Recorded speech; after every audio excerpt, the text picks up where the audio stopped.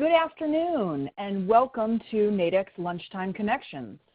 The purpose of this webinar is to introduce NHADEC members to one another and give each one the opportunity to tell us a little bit about their business and their capabilities. My name is Stephanie McLaughlin and I will be your host today.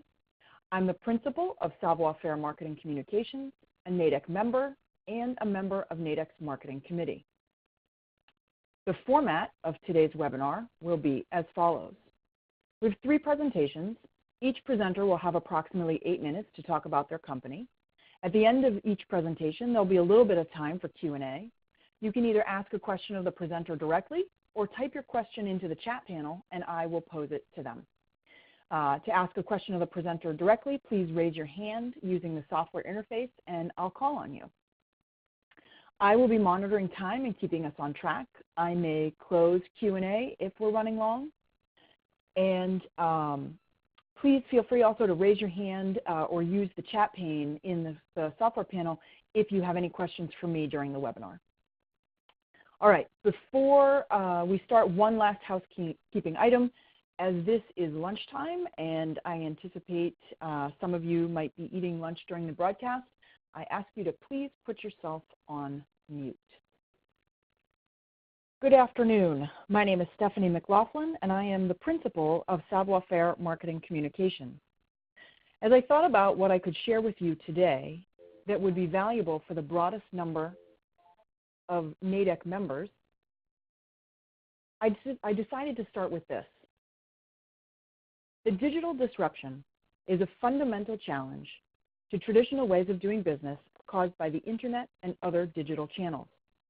I think most people read this and nod in easy agreement, but not enough business owners and managers have really internalized this truth and the cascading effects it has on how they do business. You see, the issue is this. The way that people research, shop, and make purchases has shifted dramatically thanks to technology advances, no matter what the industry, product, or service. However, by and large, the way businesses market and sell has not evolved to match that new purchase process.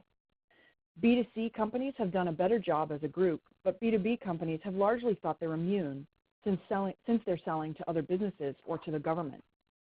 However, the thing that we need to remember is the experiences we have shopping online in our personal lives don't get left at the door when we go to work. We still expect to be able to find answers to our questions, read about other people's experiences, and see detailed information on the products and services we want to buy. There's good news for exporters. More than 2/3 of English language B2B searches for tech products and services occur outside the US and Canada. 45% come from Europe, the Middle East, and Africa, and 22% come from the Asia-Pacific region. Research from a few years ago also found that 97% of the growth in B2B tech queries came from outside North America. So if you're trying to attract or engage an international audience, there's certainly plenty of opportunity. The question is your company positioned to take advantage of those opportunities? In more good news, 90% of B2B researchers use search specifically to research their business purchases. However, 71% of those researchers start with a generic search, which means they're not looking for you, your company, your name, your product, or your service. They're looking for answers.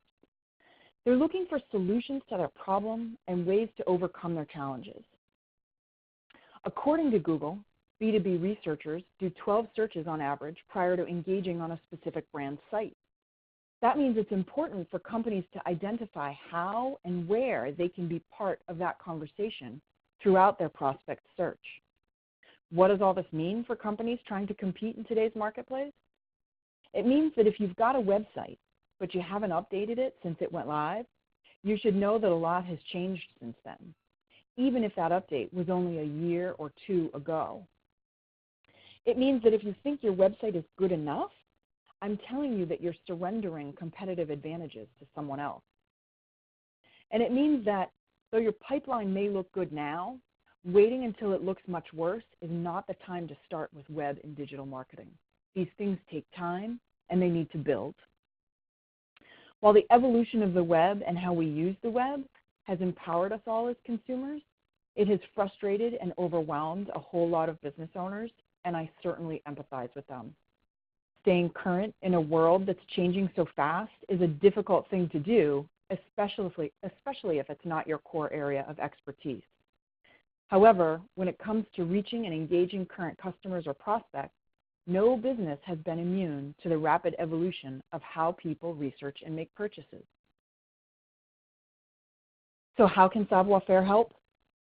Well, we're a collection of creative and results-oriented marketing professionals with exceptionally high standards for the work we deliver. We're innovative and entrepreneurial, and we are determined to help you make your marketing matter.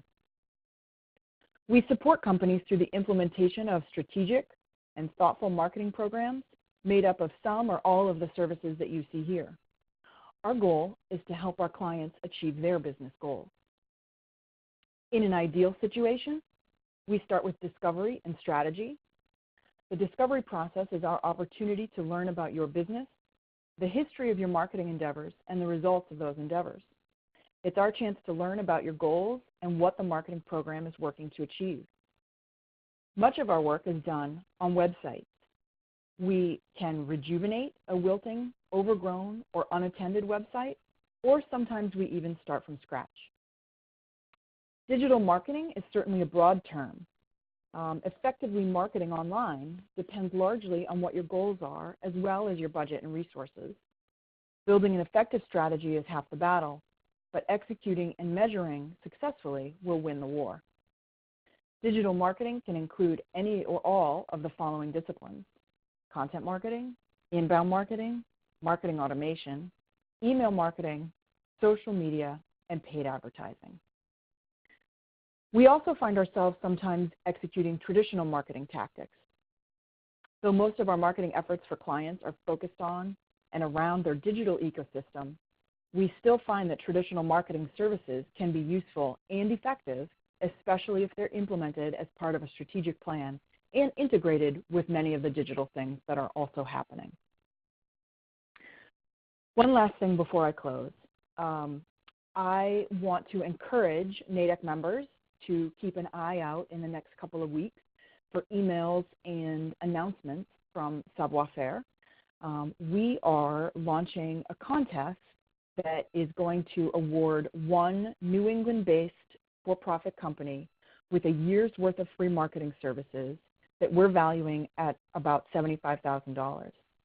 We're putting the finishing touches on that program now, and we'll be announcing it publicly in the next 10 to 14 days. So I hope that some of you will enter that and become eligible to win that great prize. Thanks so much for tuning in today, and I appreciate your attention.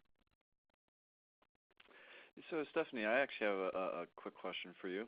That contest sounds awesome and a little overwhelming for some companies that could actually use the marketing expertise. Where would you start to apply for that, I guess? Well, if you're talking about the contest, we're going to be putting out announcements, social media. Certainly you'll find it on our website, press releases. We'll be running a blog post about it. So certainly you can find all the information you need to enter the contest on our website, or just by keeping an eye on your email, and certainly on the NHADEC website. We'll certainly be posting an announcement there when the time comes. But yeah. I think your question had a second part?